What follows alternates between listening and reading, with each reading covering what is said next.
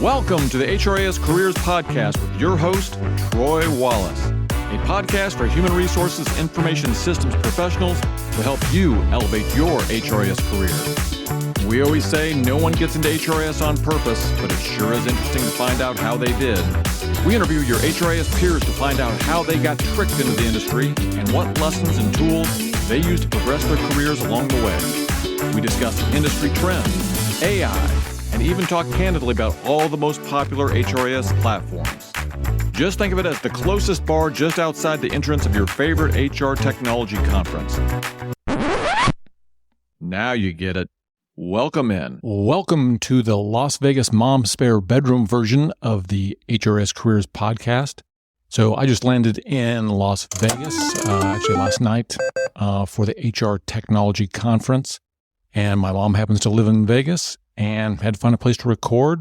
And the spare bedroom is the winner at this point. If you want to head over to YouTube, you can see Mom's Spare Bedroom if that's of interest to you. While you're over there, please subscribe. Would certainly appreciate that. Okay, first off, I want to read our first YouTube comment. So we get lots of likes, not as many comments. So I want to recognize Greg Laney, who is the HR Technology Director for Core Partners in Atlanta. His quote was, "I love the creativity of using AI Troy to get the podcast series kicked off. I enjoyed the episode." Certainly appreciate the comment. That was in reference to one of the first episodes where I had an AI version of myself interview me to get things moving. So this is a short episode. I'll call it a short-isode, as I like to call it. Be around 15 minutes. This was prompted by a friend of mine from high school that is a very accomplished software sales executive, but he's not been in the HR software space. So he just became the chief revenue officer of a compensation planning software company and needed a better grasp of the HR software marketplace. If you are interested in knowing who this company is, certainly email me at troy.wallace@HRISCareers.com or ask in the comments. I decided to make a quick overview of the entire HR software landscape for him. I did concentrate on the over 1,000 employee market, and you'll hear me reference the 1,000 to 3,000 employee market since that is what he was initially going to focus on. I know this episode may not be for everyone just because, if you're not in the midst of evaluating HRIS or payroll providers, or, if you don't have a product you're going to market with and want a general understanding of the landscape of the HR market. But I've got a little something for you. I thought I would go ahead and jazz this up a little bit. Cue the music. So I'm going to jazz this up with a little smooth jazz. AI Troy, are you ready to get your jazzy funk on? Ooh, yeah, I was born, AI created ready. All right. Now you'll hear me talking specifically to my friend. He wasn't in the room, but talking to his needs. But I kept this general enough that if you are in the market for a new HRIS or payroll system, it may give you some ideas. Or if you're developing a software product that is competitive to other HRIS and payroll software vendors, this is going to give you a good overview of the entire HR software marketplace. So I referenced some studies and a list I made, and I will link those in the show notes as always. I mentioned HiBob replacing a vendor, and at the time when I was recording, I couldn't remember the vendor it was replacing, but I went back into research and found out HiBob was replacing Paycom. Just want to make a clarification there. So enjoy this jazzy version of the HRIS Podcast, Vegas style baby.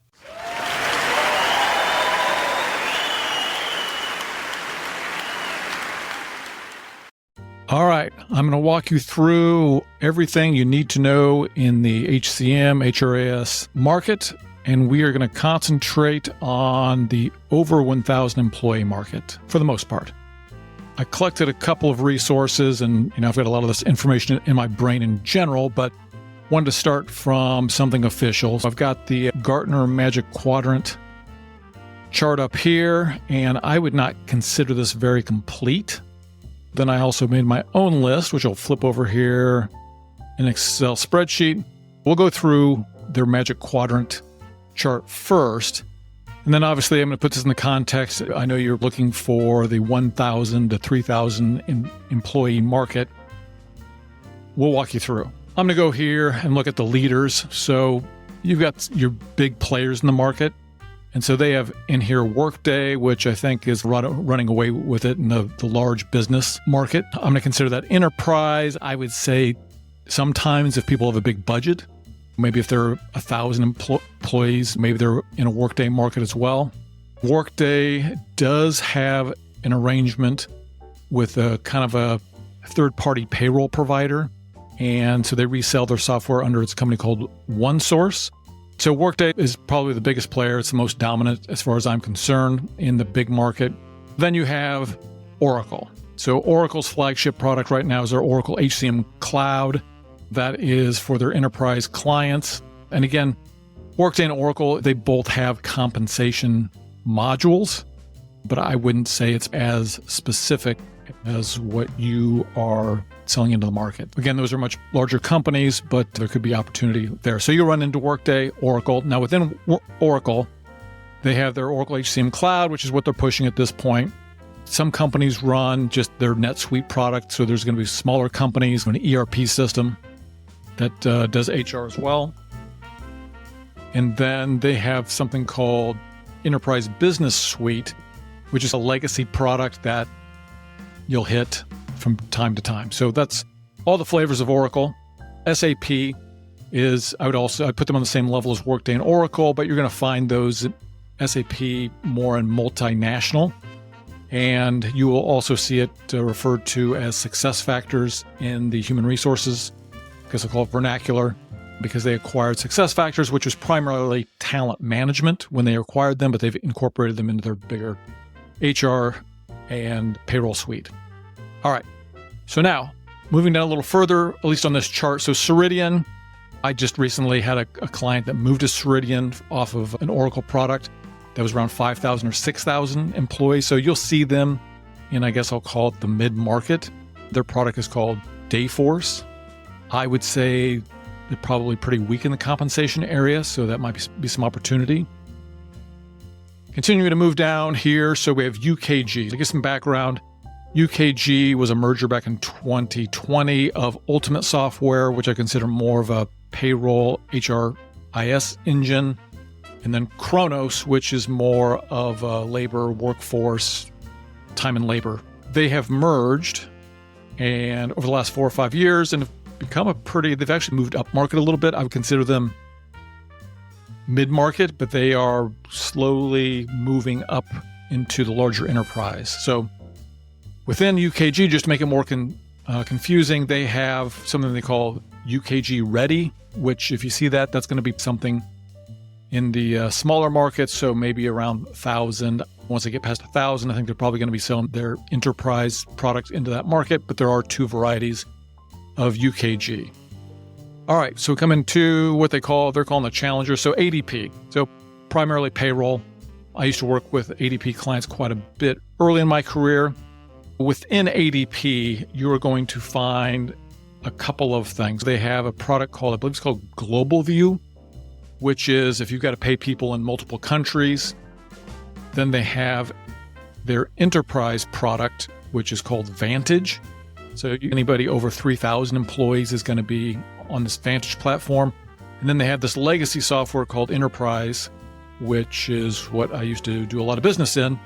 And they still exist out there in the market, but I'll call it legacy old software. So again, ADP, there's, in my opinion, not going to be a lot of specialized compensation functionality there. So there would be some opportunity there. I'm going to say you're going to find clients. Oh, I'm sorry. They have a further down market product called Workforce Now. And that is anywhere from 1 to 200 up to about 1,000. Maybe you'll see up to 3,000 employees on that product. But again, in my opinion, not a great product, but something you might see in the market as well. And again, certainly nothing probably as detailed as your product does in the compensation planning. All right, we're going to move down.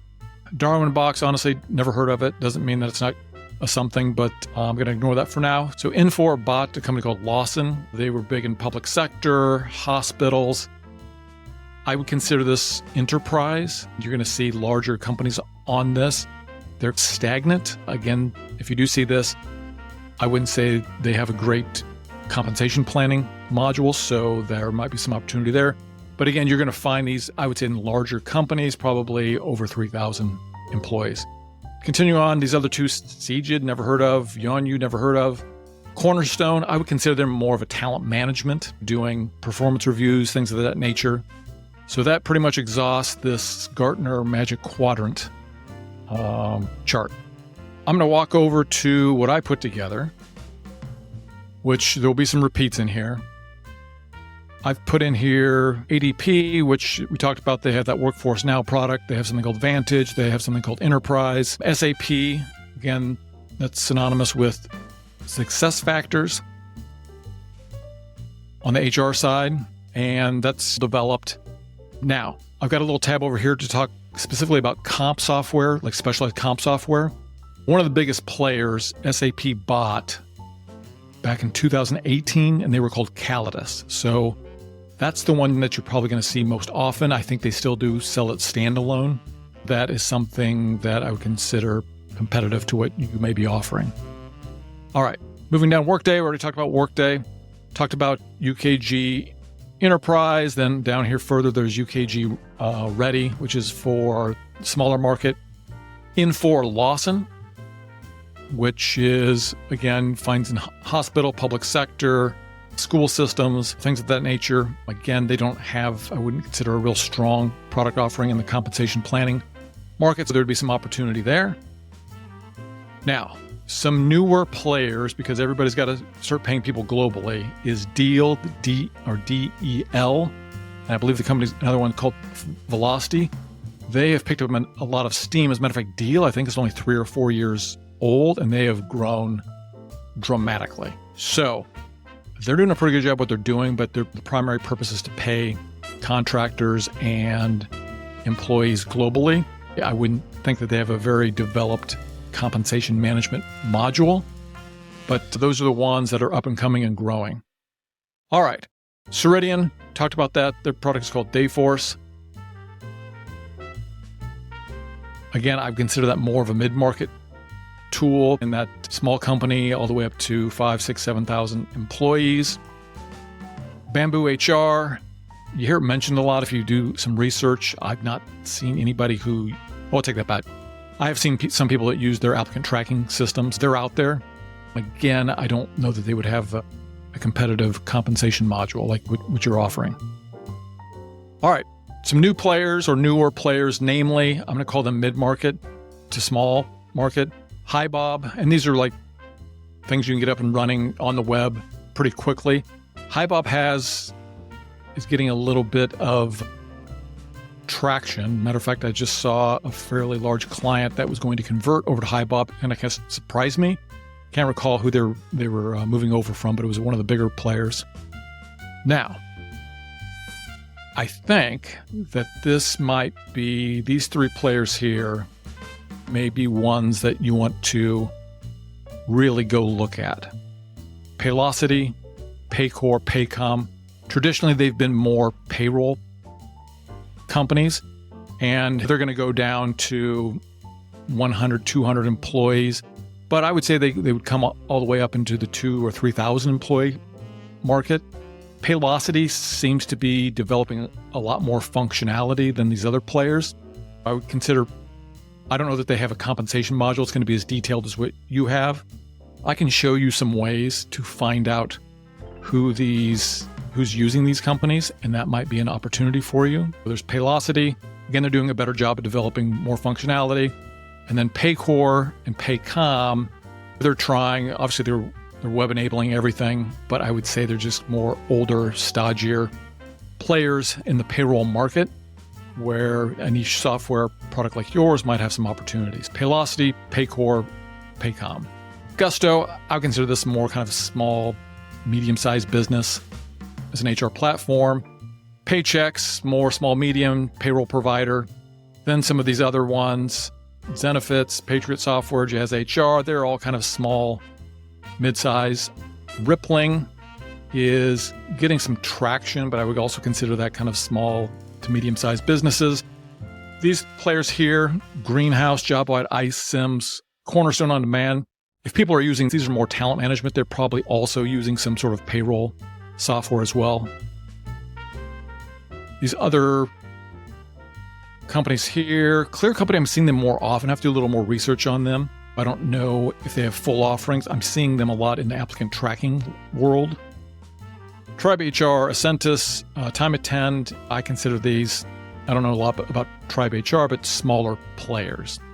Obviously, there's also a ton of smaller players out there in general. But if you're looking for those companies in the 1,000 to 3,000 market, you are likely going to find some veins of gold, I will say, in Paylocity, Paycor, Paycom. If you can find clients that are using their software.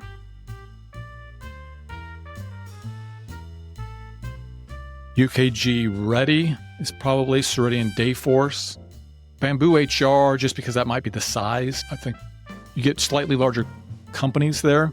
And again, I can show you some ways by looking at some URLs, to find out who's using that software if you're trying to develop a contact list. And then Infor Lawson, you're getting to a larger size. People using UKG, I would say they're more committed to using UKG tools, but that doesn't mean that they don't want a niche site that does compensation planning really well. Workday, SuccessFactors, and ADP, I would say anybody using an ADP product would probably be a good prospect for you also, because they are not really developing their platform as quickly as others, in my opinion. All right, last item. I've got another tab here for some comp specific. There might be a lot of small players. I've seen other companies try and solve the problem that you guys are solving with your software, but Calidus was always the big player. And then Exactly does more in the sales commission world. I thought there was one more player. I couldn't find them. The world's changed a lot. I did a pretty deep analysis on this when I worked for a company called RSC Equipment Rental that employed a bunch of outside and inside salespeople. But it's been a while since I've done a deep dive on compensation-specific pieces. So anyways, that is the lay of the land. So you've got this Gartner report, which honestly I don't think was that helpful. It didn't include a lot of what I consider significant players, at least for the companies that you may be looking for. Anyways, hopefully that is helpful. And that's it. There we go.